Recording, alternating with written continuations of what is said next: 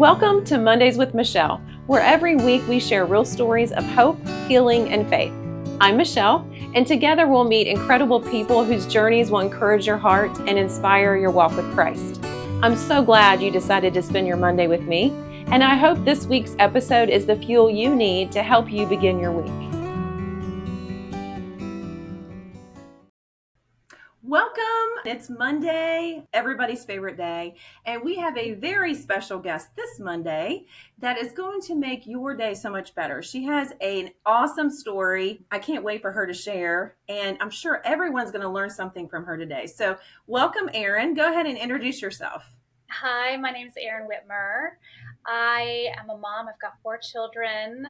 Okay, so when my first son was 4.5 months old, he was shaken by his daycare provider and just kind of launched us into a whole new life, a whole new world, where Jesus definitely needed to take the wheel. And we had to learn how to forgive and how to survive a marriage after that, and how to continue to grow a family. And God has just shown up in amazing ways.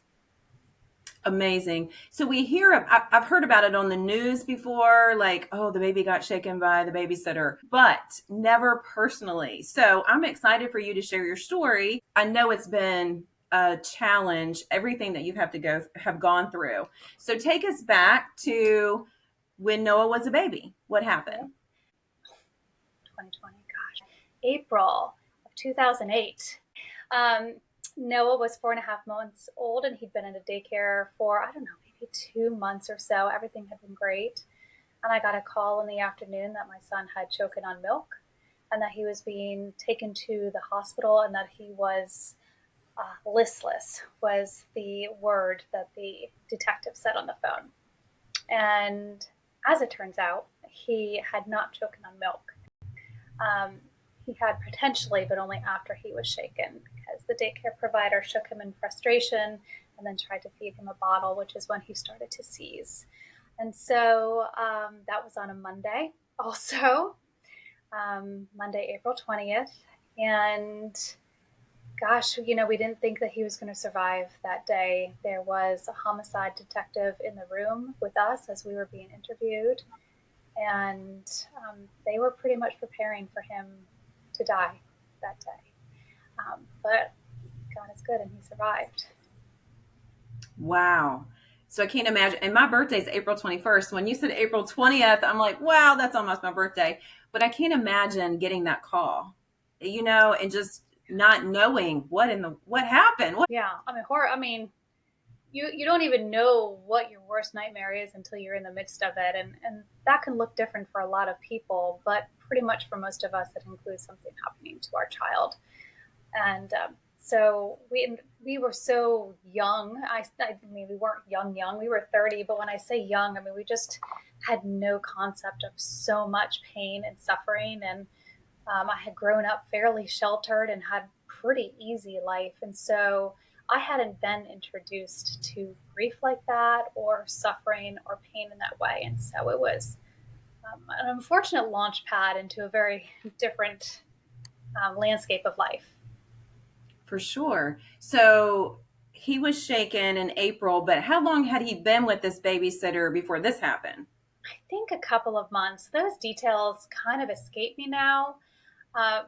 Because it was such a short period of time, in all honesty. But she had been great. We had been really helpful. We had been really thankful for her.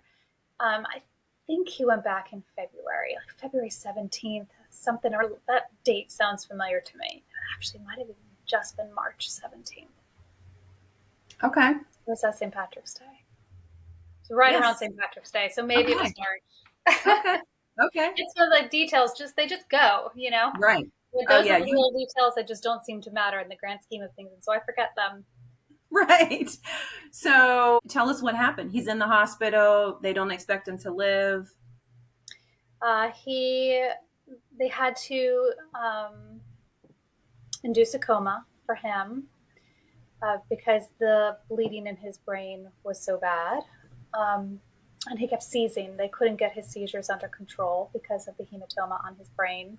I remember they did a CAT scan. They did several CAT scans. They ended up doing an MRI at some point, which I remember was very devastating. This period of my life is very fragmented because there was so much grief. And so I wrote about it a lot. I mean, thankful that I did. I've got almost a book worth of content of that period of time. So it's there, it's protected in my history of my life. But I don't personally visit it very often. And so those details elude me unless I'm reading them. But um, he was induced in a coma twice, actually. Um, they had a really hard time getting his seizures under control. And so they had to really very, very heavily medicate him in this period of time. And in that period of time, I went into deep, deep shock and grief, to the point that I couldn't even go into the room because I was so upset. And of course, that upset my husband quite a bit because he wouldn't leave his side and I couldn't even go in there. I was too traumatized. So he was in the hospital for 21 days before he was released. He was released in, I think, early to mid-May. Again, all these details are getting fuzzy. But when he came out, he was just a very different baby.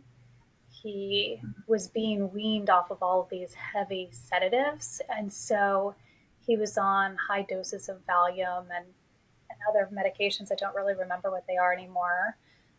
But I remember us measuring out these like massive amounts of medication. It felt like a pharmacy in our family room. And I moved a twin bed into the bedroom with him to be able to sleep near him because he needed medications in the middle of the night to help his wean, because he's basically a little baby drug addict, and we used to make jokes about it. Our little baby drug addict, but you make jokes about what you can when you've experienced something like that. You find any way to laugh. But it was a lot. That was the beginning of a long journey.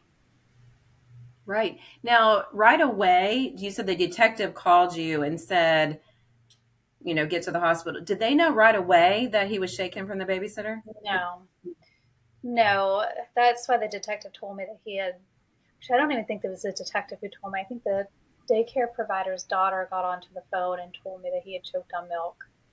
Um, my daycare provider, who actually was here illegally, we also did not know that at the time. She had a daycare license, but we did not know that she was here illegally. And so in that moment, I don't know if she was too upset or too distracted or what, but her daughter, who was, I think, probably in middle school at the time, got on the phone and talked to me because she had really great English. And so, no, they had no idea. It takes a forensic expert to figure that stuff out.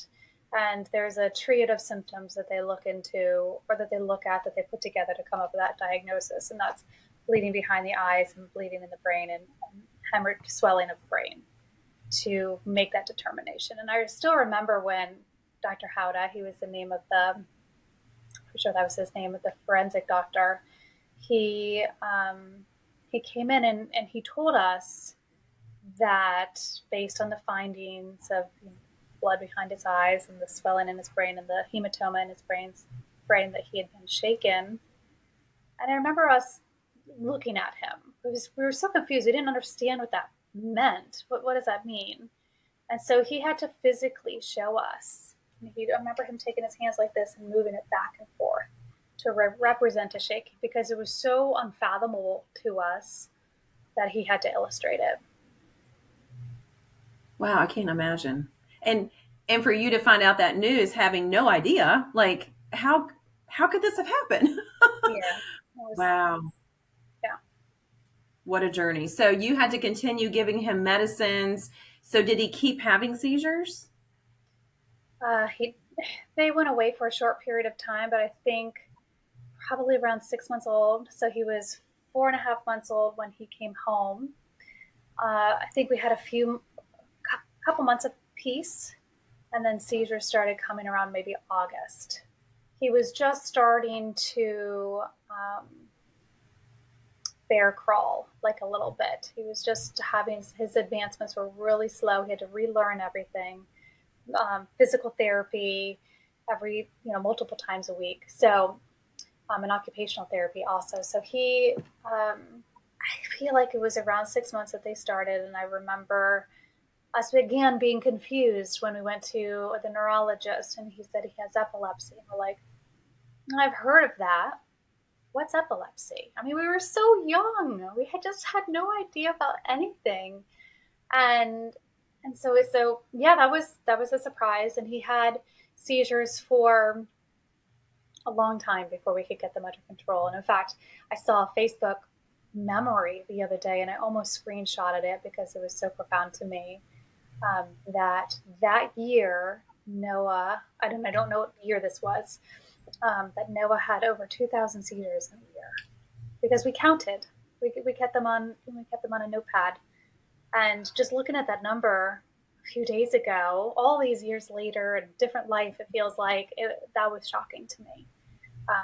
So the level of daily turmoil and trauma that we went through, now all these years pass, I look back and I honestly, like, thank God for Jesus, because I don't know how anybody would get through Yeah, 2000. That's just that. And his like, I seizures wouldn't even were, have guessed that number. Like, yeah, wow. his seizures were different. They were these head drops, and so he'd just be looking at you, and then all of a sudden his head would fall forward with such force, and then go back. And at first we were confused. We're like, is he tired? Is he falling asleep? What's happening? But those were the kind of seizures that he was having at the time. And they would grow and change and do all sorts of fun things over the next decade or so. But that's what we were dealing with in the beginning with a baby. Wow.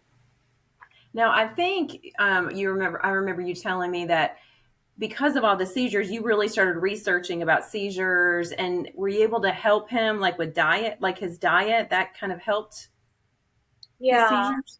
And I don't remember how I first stumbled upon it. I've always been a bit of a researcher. I worked at National Geographic Kids magazine for a while, the most fun, amazing job ever, and got into researching there. So I've always been good at that. Um, and so I remember just kind of trying to figure out what we could do about these seizures. And when it comes to working with a neurologist and dealing with epilepsy, you realize very quickly that the doctors have a lot of knowledge, but it's also a lot of guesswork. And and it's nothing's black and white. It's just a whole bunch of gray area. And so we'll try this and we'll try this and then we'll try this with this, and you never know what's going to work. And a lot of times they talk about last chance. This is the last chance medication. This is the last medication that we can try. Or and so everything always felt very, very dire. Like, if this medicine doesn't work, then are we going to live with these seizures forever? And so I had done some research and discovered something called the ketogenic diet, which everybody knows keto now. It's super popular. But the diet that I'm talking about is not the popular version. This is weighing your food on a gram scale down to the tenth of a gram. Very, very different looking. And so I had found out about this. And so we first tried Children's National, but they didn't have a program that really was, I don't know, that was going to do us what we needed. And so we went to Johns Hopkins, and they have an amazing clinic there. And so we just went for the best. And we worked with Dr. Kossoff there, and we put him on the ketogenic diet in, I want to say it was August 18th-ish. I think it was 2010. So he was almost 2 years old. He was about 18 months old, and we put him on the diet. And I remember Dr. Kossoff telling me, you know what, like, I mean, he might get better. He might have some improvements, but I don't think you're going to see seizure freedom. And I said, okay. Well, 18 days later, he was seizure free. And he was seizure free. And then we weaned him from his medications. And then he was weaned from the diet. So he was seizure free and medication free for 5 whole years because of the ketogenic diet. But he had to keep that diet up every day. We did for 2 years. And then we weaned him from the diet. So he was on the diet. His seizures were controlled by the diet and medication we thought we didn't know. Then we weaned him off the medications to determine that he was just fully being controlled by the diet alone. So then you can't stay, for a little kid, you can't stay on the ketogenic diet for more than a couple of years because your body needs things that it's being restricted of by that diet. And so after about 2 years of seizure freedom, we went ahead and weaned the diet, and he was still seizure free for another 3 years without the diet. So yeah, I mean, there is incredible power in food. It is so powerful. It is more powerful than just about almost anything else. It's almost like God designed it that way. Right. Amazing. We all should eat a better diet. We would feel so much better. They say what you put in, that's how you're going to feel. But Yeah. amazing that you did the research and were able to figure that out. So 5 years with no seizures. Amazing. Yeah, I actually co-authored a book called Fighting Back with Fat that is all about using these special diets to help our kids with epilepsy. So that was a labor of love that was published in, I think, February of 2013. Oh, great.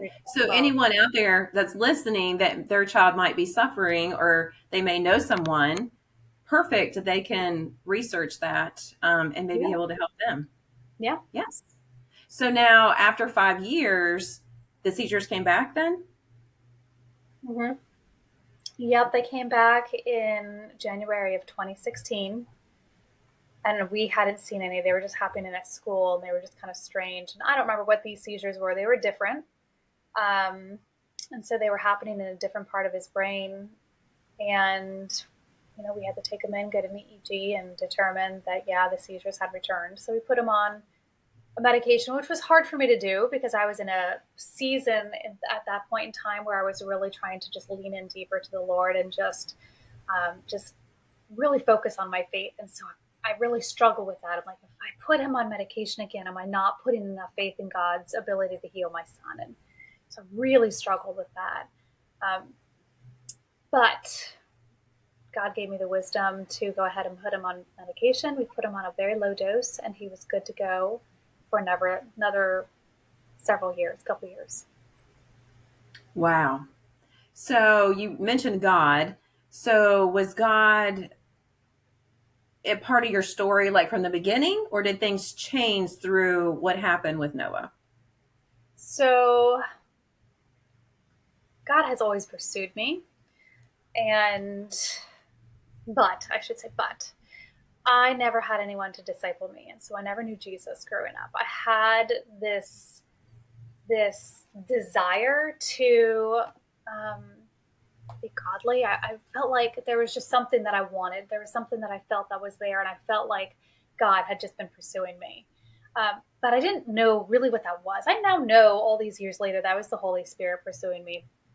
But I never had anybody to disciple me and tell me who Jesus was and what was Jesus about. And I didn't open up a Bible. I owned one, but I didn't know to open it. I mean, that's how clueless I was. And so when Noah was shaken, that level of desperation, I call that foxhole faith, right?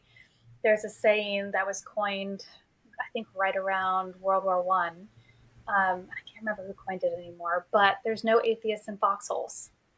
When we're in that desperate moment where we're under attack, no matter what that attack looks like, it's Lord, save me. And so in that season of absolute desperation, when we didn't think our son was going to survive, my husband and I both reached out to desperation to God, please save our son. And we're not alone in that. I mean, how many people would do that exact same thing?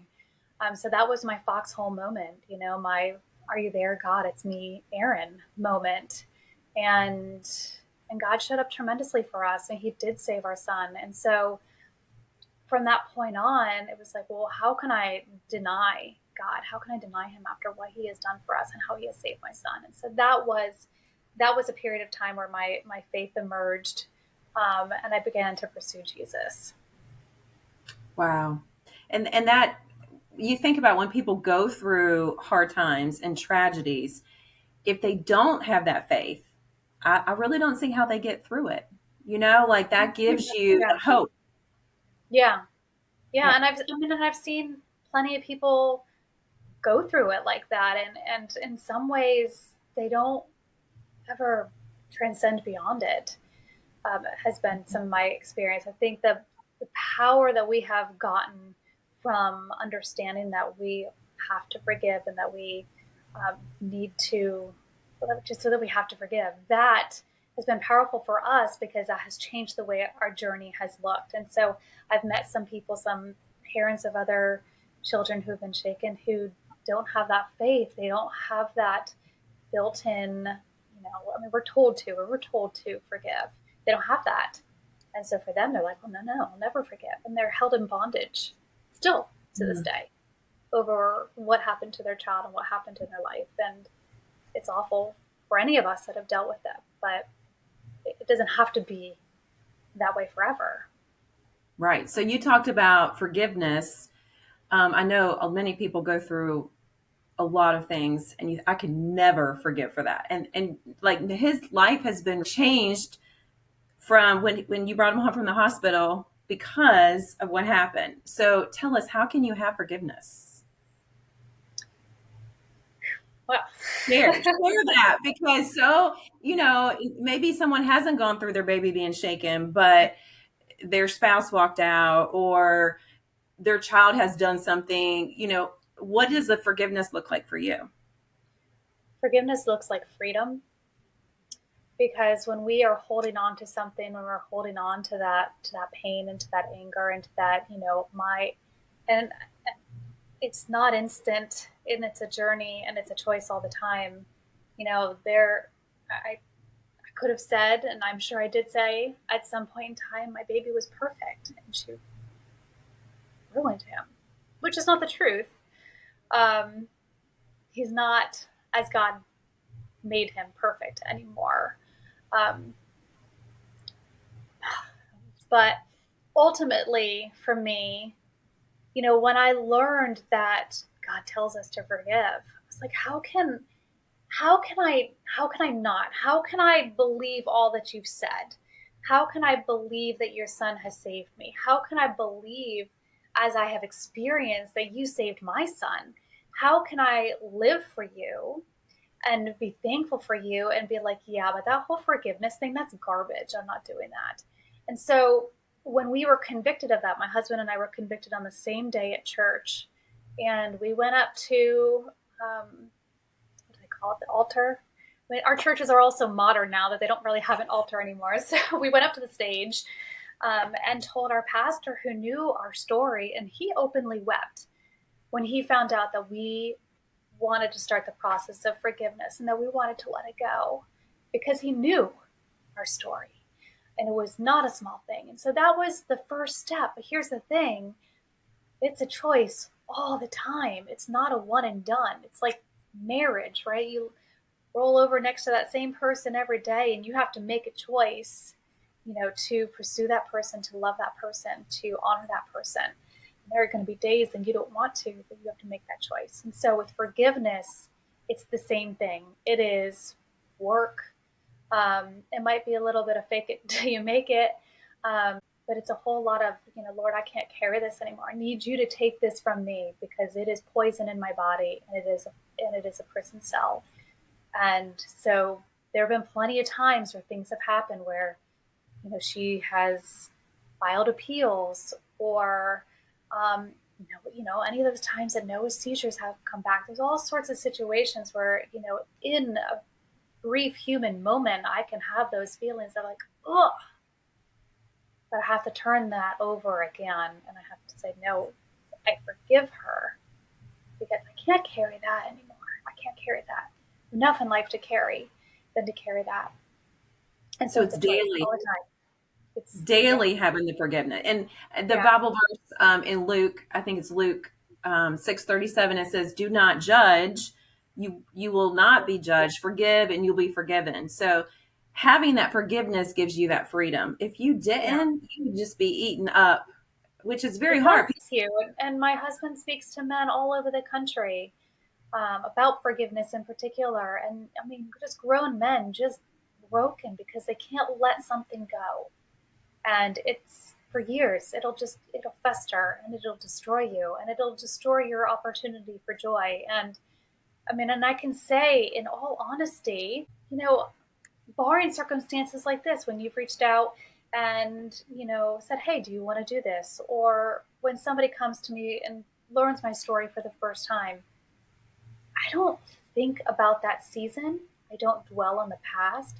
I very seldom think about her because I have been given the opportunity to let it go. And that is only possible because I forgave her. Wow. And that's why I started this podcast about overcoming. So everyone has gone through something and they've overcome, and hearing how they've overcome by your story, you might be able to help someone else. So I think we stopped where Noah was 5 and his seizure started. So I want us to figure out what's going on with him now. So tell us kind of the ending of a story. Okay, well, let's see. I mean, Noah's story is still being written. The fun thing is that Noah is starting to write his own story now. Soon, us parents will just be, a part of it, and he'll be able to write his own story. But what I think is really cool is that, I mean, he's had so many challenges. He's got low vision as a result of what happened with his eyes, with his optic nerve being damaged because of the blood that was there. And so he'll never be able to drive, which is something that's hard for him, and it's hard for us.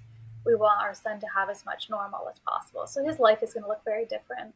Last night we sat on the porch and we were talking about what his life is going to look like when he's married. He's like, am I going to have to live with you guys until I get married? Because I can't drive. I'm not going to be able to drive. I'm like, well, we might need to put you in the city where you can have public transportation, but then unfortunately you'd be in the city. So I don't know. But he's aware of these challenges that he has.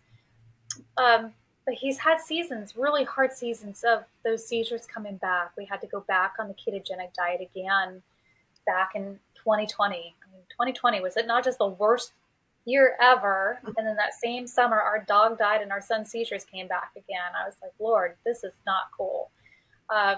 So we put him back on the diet. But here's an amazing thing, and I want this to be an encouragement to anybody listening, that God is still a part of your story, even if you've got these, you think that God has done something for you, and then something else happens, and you're like, well, wait a second, I thought you took care of that, God. Because we've had a lot of those times. But when Noah's seizures came back in 2020, we went on to the diet. We got them mostly taken care of, but not taken care of enough that it was really worth staying on the diet anymore. So he was medicated, but then he was missing school because he was having seizures at school and they couldn't figure out why. There was a trigger there. And that was really hard for us. So we actually had to hold him back a year because of how much school he had to miss in 1 year because of these seizures. But I went out to dinner in March of 2021, and I was meeting a bunch of girlfriends, and one of those friends I'd gone to church with her, and we weren't close. We're much closer now, but we weren't close at the time. And she said, you know what? I feel really weird saying this to you, but I feel like I have to. God woke me up in the middle of the night not too long ago and told me that he was going to heal Noah Whitmer's seizures in October of 23. A year and a half down the road, he gave her, or before it happened, he gave her this prophecy. And I was like, okay, that's cool. That's great, because we're in the midst of this battle and it really sucks. So, okay, cool. So I put it in my prayer journal and I just kind of paid attention to it, but I didn't think too much of it. God's given me promises, and there has been no promise that he has given me that he has not fulfilled. But this was the first time that God has given someone else a promise on my behalf or my son's behalf. And so I just kind of waited. Well, in October of 23, we were still just dealing with these seizures. We were trying to figure it out. So we sent him to Johns Hopkins for a 5-day video EEG. And during that time, they yanked him off his meds. They shined lights in him. They sleep deprived him. They did everything they could that has previously triggered a seizure, and not one seizure happened. That was in October of 23, and he has not had a seizure since. And he is now off all of his medications and seizure free. Wow. So, I mean, just amazing stuff. And so he's got a long journey ahead of him. He's got an incredible passion for HVAC and an incredible knowledge and a YouTube channel. And he's remarkably talented in that way. He's got a future of great challenges, but he's got so much potential, and he's goofy and has a fun personality, and he loves roller coasters. I don't know. Wow. He loves roller What an ending to the story. Like, we're ending where he hasn't had seizures and he's like thriving, amazing. Now he is going to still have challenges, but God's going to use him. Like, through every trial we go through, God has a reason and he uses us. Absolutely. So, kind of wrapping things up, kind of closing out. So, do you have any advice going back to the babysitter? There's many people that have to use daycares these days because they're working. Any advice for people finding a daycare for their child? So it's a tricky subject. What I would recommend above all is whether you choose someone who has an in-home or a daycare facility, that there are extra eyes on your child, that your child is never with just one person without at least a camera. And I know that sounds awful and distrusting, and I hate to even say it because I know so many really wonderful women who own in-home daycares. And if I mention this, it's highly offensive. And I understand that. But I understand that we're all also just, we don't know what we're capable of. I know that the woman who did this to my son didn't think she was capable of it. And she is not a monster. She made a horrible, horrible choice in a moment of weakness. But if you've been a parent and your kid has pushed you over the edge, you're probably more aware than you like to admit how close you are to a breaking point more often than not. And I know that for sure of me. So just making sure that your daycare facility has cameras and that there's going to be more than one adult with your kiddo would be my biggest, at least for the babies, right? Right. Great advice. I'm sure there's a lot that can take advantage of that advice. And thank you for sharing about the seizures, the diet, and we're excited to hear what Noah, how old is he now? He's going to be 17 in November. 17. Okay. Yeah. I know. Wow. What a story. So in 30 minutes, we've gone from him being 2 months old to 17. Yeah. But a great ending to the story. So we are so thankful that you took the time. I know you're a very busy mom of 4, and taking the time to share with us on a Monday your journey. And we really appreciate it. And hopefully there'll be others that can gain a knowledge from what you said today. I hope so. Yeah. I'm happy to share. Thank you so much for having me on and letting me be a part of this.